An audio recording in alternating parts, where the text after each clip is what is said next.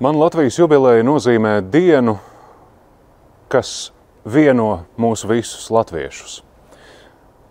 Tā nav tāda vienīgā, bet tā noteikti ir visnozīmīgākā. Svinot Latvijas jubileju, visspilgtākais notikums, ko es atceros, ir bijis dziedāšana ar vīru kori pie Brīvības pieminekļa. Tieši 18. novembrī.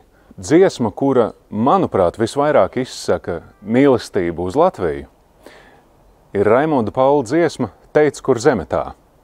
Jo tā ir tā dziesma, kas man skan galvā katru reizi, kad es braucu kaut kur pa Latvijas ārēm, pa laukiem, cauri mežiem.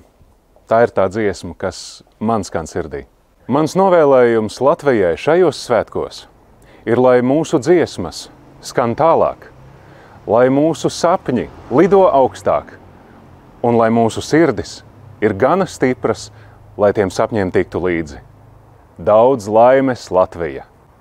Gaidām jūs uz koncertu Tev Latvija 15. novembrī 18:00 Rīgas Svētā Jāņa baznīcā.